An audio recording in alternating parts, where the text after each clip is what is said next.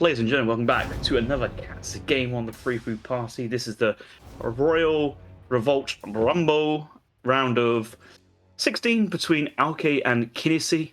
Kynesie seated in the top bracket, one of the top supremacy players. Auke, a treaty god, been playing the game many years and been grinding lots of NR40 and NR20 recently. I think this is going to be a matchup. It'll be very close between the players and suiting both their playing types. On the co-casting mic, I got Big Caverna. Welcome, Caverna. Hello. And game number one's on Balkan Mountains. The rules for this tournament are no rush 15, no rules past 15 minutes really, but you got to revolt by 16 minutes regardless. So whether you want to go for normal units for your civ or revolt units, up to you. But that's basically the premises of the game. Interesting situation on the Balkan Mountains. We've got the treaty spawn here instead of supremacy, so only access to one TP line, no real stagecoach opportunities. Map's a little bit larger. Looks like we're viewing from space. How far Caverna's zoomed out here? Just over no towers in the middle, just a big, open, barren wasteland for the players to go on. We have French versus Ottoman. Potential revolt options here for France is Canada and the Napoleonic revolts. Ottoman have, I'm guessing they could go with Egypt, maybe Hungary, but I think Egypt's the kind of the play at the moment. What do you think so far, Caverna, between these two civs? Yeah, I think it's two good civs. I think it's going to be a nice matchup. I think French has nice revolts, so does Ottomans. I do think France is better, in my opinion. But I'll be happy. we have a lot of Ottomans that was very successful with the Spahi and the bombards. They could be quite overwhelming, especially with the bombard spam. I think that could be quite great.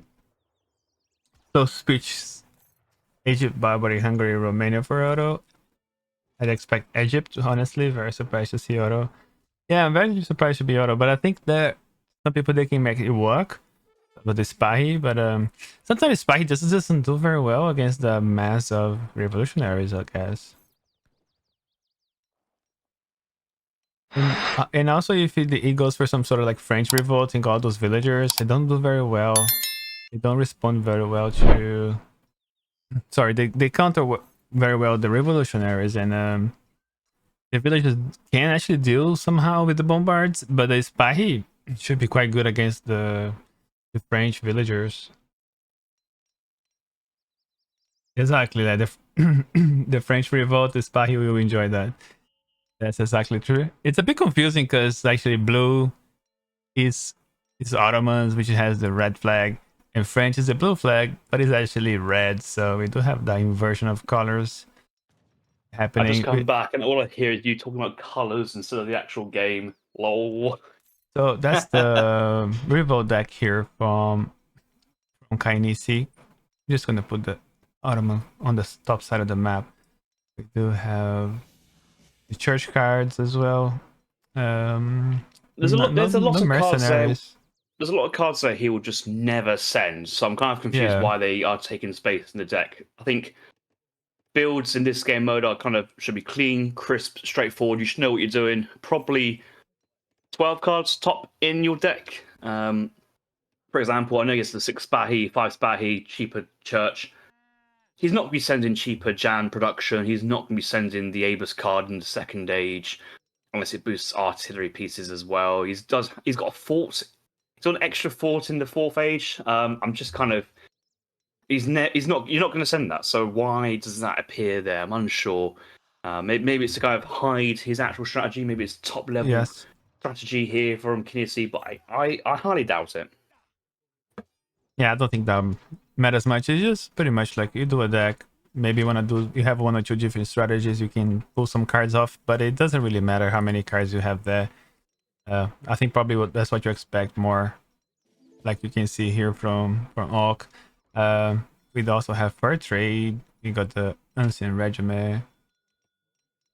So we've seen the Ancient Regiment before, and also fur trade. I wonder if he's actually gonna use it. Yeah, probably in the second age.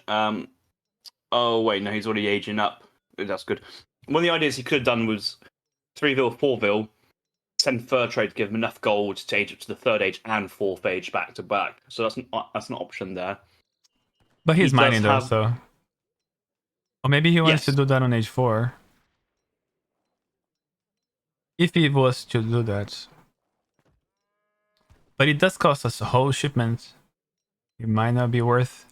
You just have so in 15 minutes there's so many cards you can send, so you might be a little bit more mindful of that.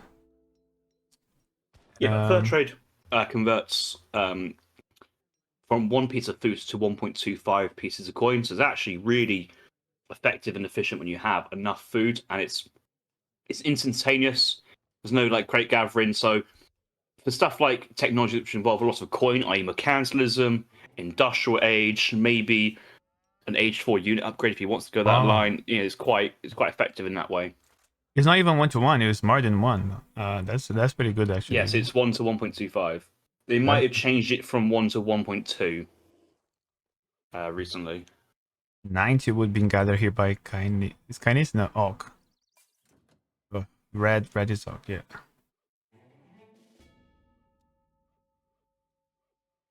The Galata Tower District, the village upgraded on the mosque, being sent followed by 700 coin.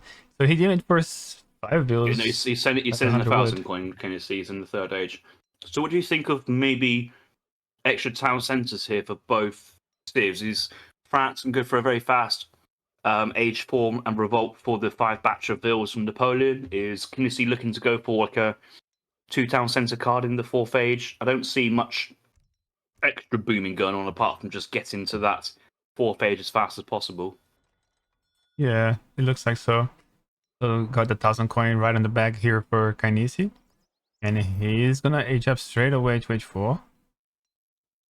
That's the thing, you don't get enough experience to do more fancy stuff.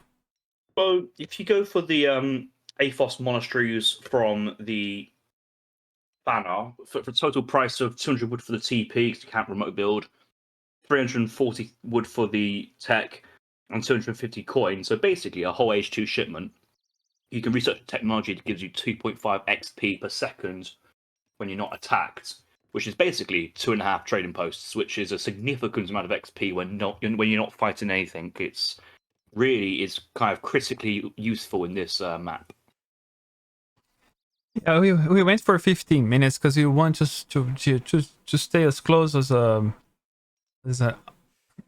supremacy match would be, so we can actually learn if people actually can use this on their daily ladder, and that was the idea. But I wonder how it would be if this was a 20 minutes no rush instead. Can we drop this idea of like, oh, we get to learn civs and maybe use them in supremacy? No, like the whole point of no scripting is you play with the anticipation, but you're not going to be attacked in 15 minutes of Earth. You don't need to scout. You don't need to prepare for any defense. You're literally just going for straight economy with the intention of being ready at 15 minutes or sometime thereafter. So I don't buy that argument that it's kind of trying to expand knowledge for supremacy. So I doubt we'll see people revolting to Haiti in a ladder game when they could just play standard or just keep the vills longer.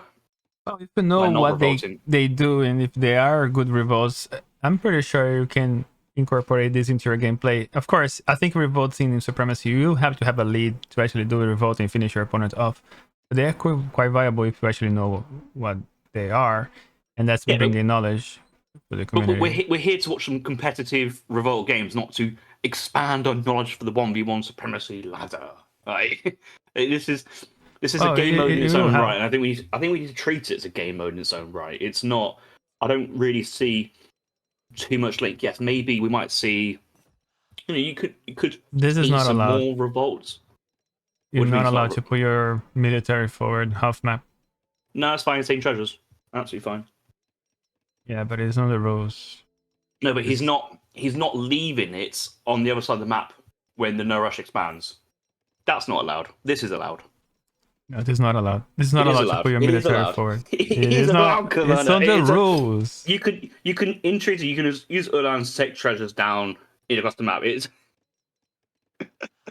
well, if it's not allowed, well, we'll just admin DQ Kynesie this game and just say Auks plus 1-0 already. Like, yeah, that's the whole you have to thing make that you have to make that call. I'm saying it's fine, and you're throwing a hissy fit over it.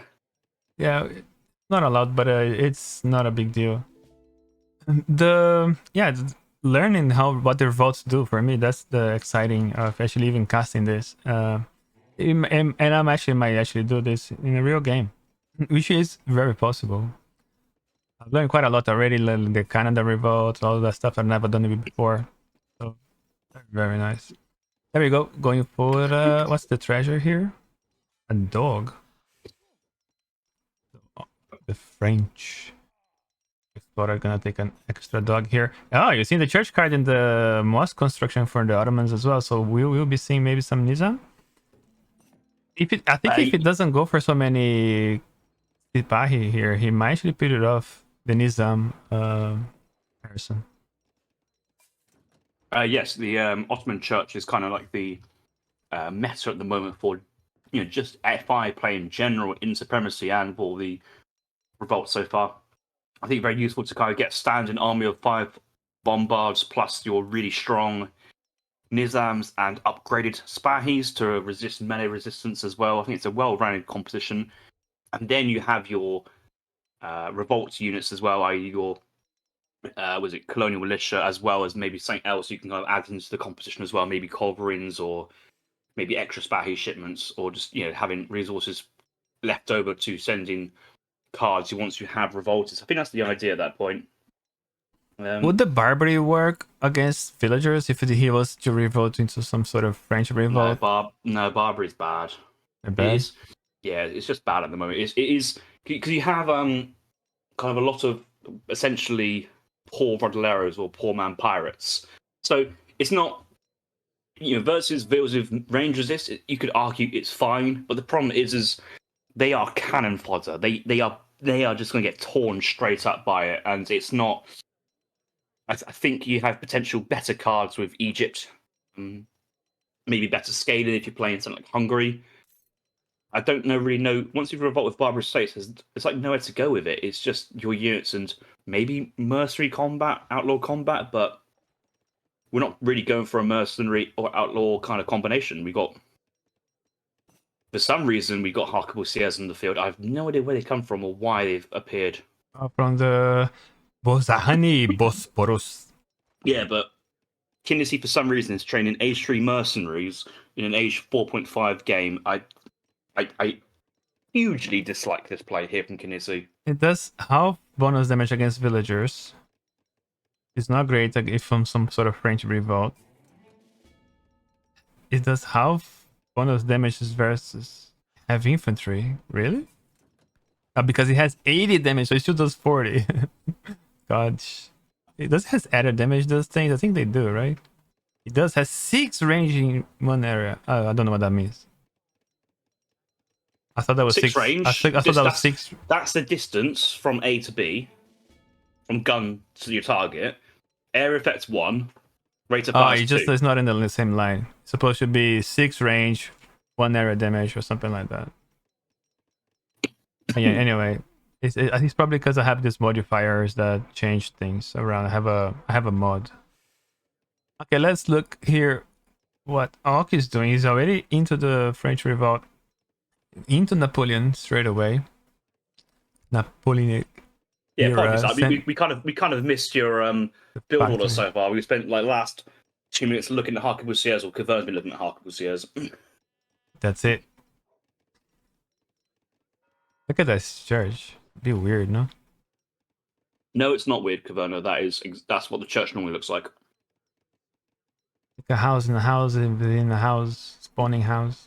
No, it's churches have non-flat roofs. They have off spires. They have all these things. That's what makes church architecture quite interesting.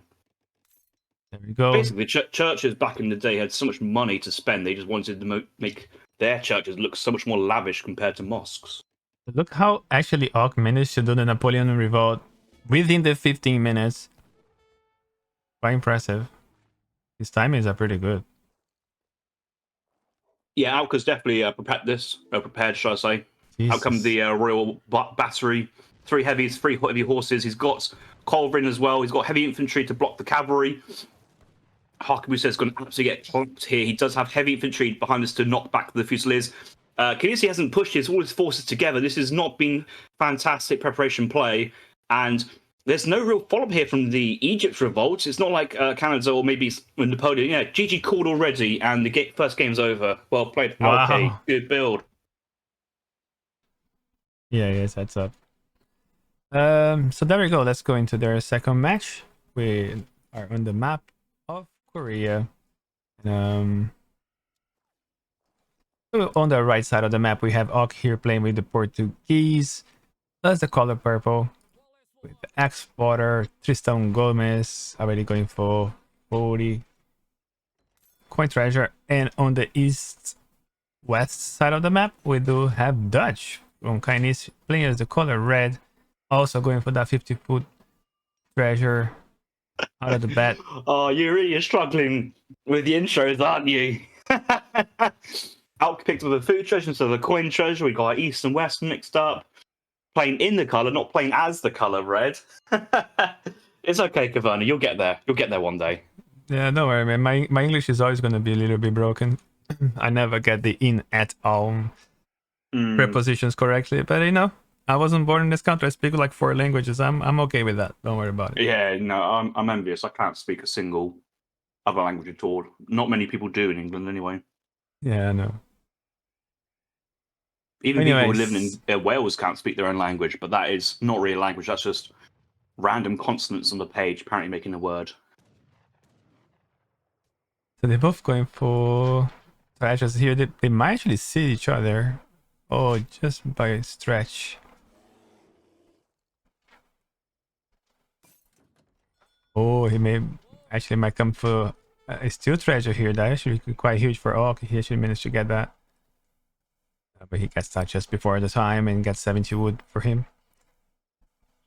And we do some nice treasures on the top side. There's another 70 wood over here. 60 coin. Actually, there's also on the south as well some good treasures as well. Not bad ones. But they're quite harder to get, these guys here. The blind monks. They don't actually have a nice hand attack on this, so you can melee them easily. Yeah, most kind of bow or skirmisher or rifle-based treasure guidance have really poor melee attacks. You need to kind of get in there and get them in melee for the cheaper damage. That's, think about the Harams, the Clefets, some outlaw riflemen. The list goes on for all those you kind of want to get in melee down. Yeah, but you can never kite them. You have to take the damage. Where Lions, you can sort of kite it, but Kynesie is not. He doesn't care. He's just gonna take all the damage. So Lions do 10 damage and Black Panthers do 9. Anyway, so let's put our treasure guardians to the side. I'm sure there's more to talk about than just treasure guardians. What do you think's going on in these civs? Because I've got an idea what I'm expecting to see or what I think is going to happen. Well, the Dutch. Is that USA? Does he have a USA? Is that what it is? He does have a USA revolt, yes. I think that's the most viable one, isn't it? Because getting removed of the South Africa revolt, I think he only gets left with USA. He can go. Dutch can go Brazil as well, but I don't think they're in a great spot to make the most use of what Brazil offers. Interesting. So yes, USA is probably their shout for that, and I think that's interesting because quite a lot of the cards in the United States have a cost behind them, which is all fine because when you're playing as the Dutch, you still maintain your banks, so you have some sort of eco behind. You have your factories on maybe wood or food. You have your banks on coins, so you have resources coming in to maybe go in for the Uhlans, the Washington Grenadiers. You got your regulars, you got your sharpshooters. All these unit types that the USA offer, I think Dutch can kind of tech into them and see and try and counteract what kind of Portugal gets up to. I wonder if the revolts are somehow correlated to history. There must be some Brazilian-Dutch sort of relation, or if it's just random. They have Indonesia, USA, Brazil. There's contextual information behind it. It's not purely random because you could have, the Ottoman Empire revolts into Canada. And you go, well, that doesn't make sense. Yeah, Dutch had holdings in Brazil. Yeah, there are things like this. Yeah, there are historically accurate in this game, which is pretty interesting. Let's look at his deck here. Oh, look at this. This is the deck you were talking about that you wanted to see. A more... Yeah, there's a couple extra cards here I kind of wanted to see here. The only switch I would suggest here from Auke is maybe take out engineering school and put in artillery HP.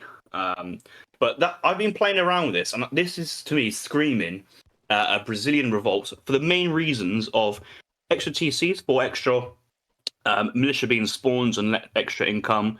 We have the 15% all rifle unit HP, which because of scaling properties gives you plus 30% HP on your Brazilian revolutionaries. You've got the advanced arsenal, so all these techs are based on revolutionary based stats, so they kind of doubly effective on Brazilian revolutionaries. And also in this matchup in particular, so I've played a few games versus Auke1 and Robot. If you can try and get some extra Cazadors, get guard Cazador and counter infantry rifling, you can do really well versus anything that Dutch revolts into, because the entire Dutch kind of revolt playbook is on heavy infantry. Oh, the big brains, man. I've been telling you about this. Like, the first time we see it, Ports is actually doing for boats. I love this.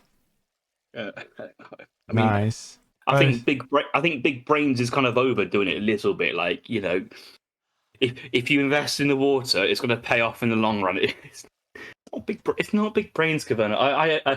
I love it, but I was playing a game with Auke1. It was like on the second round maps. It was on like the lowlands. It's like a very weird peninsula, but it's like a heavy water map. And actually, once I revolted, I still had my fishing boat, still having myself a decent eco. And apart from getting slapped by Auke1's fantastic artillery, micro, and other things, Auke could put himself in a situation where he could revolt with monitors in the pond. He could train a couple monitors before he revolts and have a naval bombardment. He could also not go Brazil, could go Gran Colombia and drop 2 ironclads behind Kynesi's base. They also have the monitor ability, so he can really put some good pressure on banks, factories straight away. Yeah, that's true. The only reason I don't think he's going to go Gran Colombia, because I don't think I saw... He didn't have naval combat in his deck, and I think if you're going with Gran Colombia, maybe a water-based plan of attack would be more preferential. Yeah, he's going heavy on boats already, on 7 of them. I think 12 might be a good number. It doesn't need to over-invest on this. If you can get 30 boats, I'd go for 30 boats. I wonder how much food is going to be on this lake. Actually, I can check on the Free Food Party website for that. No, don't go off to the website now and check how much food's in the pond. You can just see that it's a lot. It's a lot. No, but yeah, the point being, in these games, the more you invest in the eco, the more the eco then provides you to sort yourself out for NR50. It's not necessarily about how fast can you get to the 4th age. It's about how fast can you explode your economy to 12 minutes. And then with what you have at 12 minutes, how can you then best use that to prepare yourself for 15 and a half, 16 minutes? That's the point. And that's why water play here is working really well. He's also sent in the wood crates, which is going to help him get some more fishing boats, get gill nets, get long lines, maybe drop a second dock on the top of the map. If you wanted to kind of do more, you can build docks out. You can build docks outside your ring, and as long as it's not violating half, yes, you can. As long as it's not pushing half map, then it's fine. So you can kind of just tuck it just to the right to center line, and you'll be fine. Okay, that makes sense. Otherwise, they would have to make those circle lines quite big for water play. That makes sense. Lines like, whoa, you can build docks anywhere in the map? Yes, you can.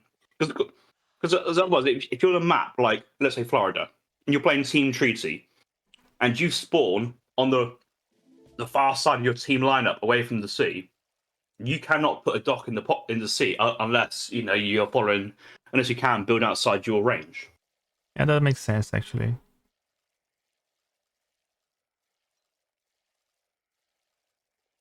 And anyway, Lime, if you can only, if you can, even if you had 2 docks in base, I don't think it's a problem because you'll start moving your boats along the lines anyway. I suppose actually, now you say that, villager, 1 dock in the middle of the map is better than sending 20 boats across the map in total, yes, but kind of conceptually, I think, yeah, that's fine. Makes sense. so Kynesie coming with a nice boom here, 7 banks. Just reached H3 where Auke is already going to H4. We are in the church card as well for that. Extra 2 banks. And it's definitely worth it. probably going to go for 1000 wood maybe. Or you're going to wait for the factories instead. Probably better just not to send wood now. I think 1,000 wood's kind of fine. Because then you do have the church for mercantilism as well to drive your shipment progression. So if you can get extra, he's got 1, 2, 3, 4, 5. He's got 6 banks now. You should have 7 somewhere. 7, maybe 7. Oh, I see. It's just underneath the mini map. So he's already got them. Oh yeah, here. No, but this is looking so far. Following decent theory here from Kynesie. The score lead does tend in Dutch favour because of the amount of bank resources they get, but it's not necessarily how much they are now. It's how much they've got at 15, and with Auke and his extra town centres, that will come back into the equation as the game goes on. But it's kind of it does depend on actually how that first fight goes off in this revolt. Definitely when both players lose all their villagers, I think it's really important who wins that first engagement. And we've already seen Artillery Foundry down from Auke. I'm expecting them to take Culverin Royales and start thinking about Royale production. Maybe Revolts is an option for Portugal. I'm kind of half to go heavy horse guns or the organ guns, but it might just be heavy cannon factory production because he does have the engineering school, so that's going to shit out your heavy cannons a bit faster. So there's a lot of interesting options and a lot of great ideas coming from Auke so far. Yeah, both players investing in Lucky Fume is quite an investment for if you're not going to be making a lot of villagers after you revolt. I always thought that was kind of not a good thing when a revolt like this. What was that in particular? They went for Log Flume update. Oh, well, no, you need Log Flume, definitely. I think it's like 200 something coin or something and a lot of wood. 250 coin, yeah. Quite a lot of resources if you're not going to actually gather wood after you revolt. No, but we've still got another 4 minutes of maybe a 50 vil, a 60 vil, 70 vil economy. Because think about it, if we're sending Advanced Arsenal, we've got to get drummers, paper cartridge, flintlock, CIR if you're going Cassadors. If not, you're going for Trunion, the other Advanced Artillery one for the speed or HP. You got line of sight. Each of the artillery pieces cost 100 wood anyway. Like, there's actually a lot of things that wood is very useful for from the Portuguese point of view. There you go. So you got the Advanced Arsenal and the Team HP, which I said at the start, but let's just say it again to recap. Because of Brazil's units having minus 50 HP and attack to balance it because they have lots of Minutemen, all these techs and that they scale on the base stats, the 200 HP version. So basically, all these techs and cards are twice as effective on Brazil Minutemen, not Minutemen, Colonial Militia compared to other ones. So this affects the revolutionaries, you say? Yes. Team all gunpowder infantry. Oh, I see. Yeah, that's true. Do you mean to break down the all gunpowder infantry any further? Yeah, that's but true. Also, like, same thing with the Advanced Arsenal. Like, the military drummers is all infantry, paper cartridge is all military with rifles. So, there's a lot of upgradability for your core units, which you can get more of with the extra town centres. Kynasie's going for advanced fortifications. Yeah, I don't get that. I've toyed with this idea. I think it kind of works in the Dutch sense because you have eco and you're kind of forcing your opponent to come to you, but you have to then build all these outposts as well, and then still have enough artillery to win the artillery war. Because if you don't win the artillery war, basically your buildings will get flattened anyway. So it's kind of a risky play. Okay, we just reached the 1 minute mark. We do have the bulk 4 coverings for Auke as well. Now getting a lot of arsenal upgrades as well. The Finlocks. We are left with 10 boats on the water. Those 10 boats gonna be really clutch after he revolts. I think Alk should have way more boats than he does right now, but it's fine. I like that he has like a lot of coves because that's the weak point of Brazil Revolt. And he's so prepared for this. He knows what he's doing. Church, what else has he sent? Oh, he's going for more Chilton centers. Because this is pretty much what you get when you get revolted anyway. It's just I think you get Minutemen for each town center you have on the revolt as well. So I think extra TCs really helps you kind of get that initial 20 bucks more. Yeah. One final point is that if Alk can try and maximize his units out in the field now before he revolts, because he will overpop. I've had situations where you revolt and you just can't train anything until you get basically take a fight, which you're going to lose if you haven't got your full army anyway. Got a shipment.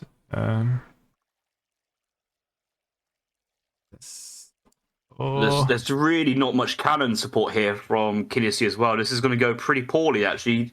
He's got to face down, like, was it 2 heavy cannons and 8 recovering royals, as well as all these super jacked Brazilian CMs. Replays are so buggy for me sometimes. Where the what?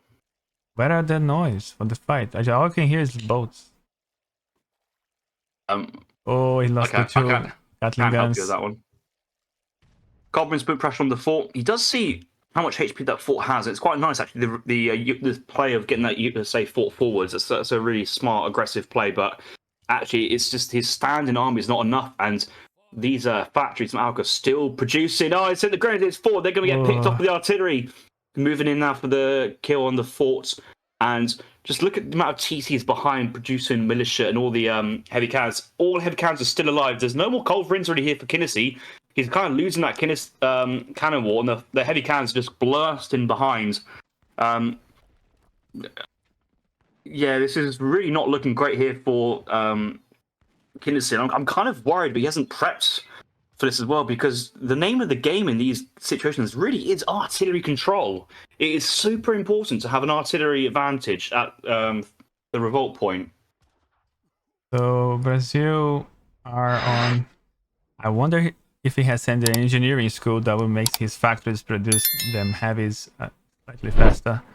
It is only slightly faster. It's like 10%. Hence why I was thinking he should have the artillery HP instead of the speed, because the HP is 15%, and that's in the Coles as well, which is very, very, very useful. But the snipe for the Coles, very good play. And what does he do with the food now? This is kind of the idea of having the barracks and the castle production, because if you have water, you can still train stuff, and all of Kynesie's units coming out will be sharpshooters, regulars, state militia, dragoons. They're all just weak to castle fire, so that's kind of the idea behind it. Ooh. Oh wow, that's a great card. That is 5 Coves. 5 Coverings. Minus 15% build time and 10% HP. Interesting. Let me see.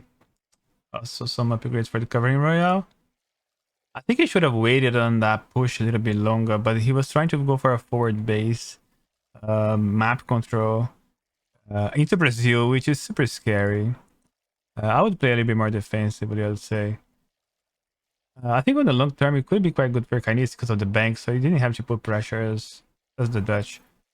But here comes Brazil. We do have 8 covering Royales against those 4 from Kynesie. Yeah, so just imagine if Auke had like another 20 fishing boats in the water. He'd be heavily fishing at this point, and it's like he could be spending his resources and stuff. He just hasn't got the production facilities on the floor to spend his resources, and I think that's just a minor mistake here from Auke. He hasn't quite worked this one out. You're gonna have to send Minas Gerais. I don't think you can get away with that in this format, honestly. And there's no whales in the water, so he has to basically cancel his heavy cannon production to get the coin for it. It's a non-starter, that idea. Yeah, I don't see the point of not having a military building right now. So far, this fight's really interesting, actually. Auke's starting to work through some of Kynessie's artillery, but because of Kynessie's banks and that card, Auke's doing quite well, pushing back Auke's kind of forces a little bit. The musketeers have dived in and trading with the Brazil militia, but the heavy cannons are being pulled back, and they're just doing massive damage on the musketeers.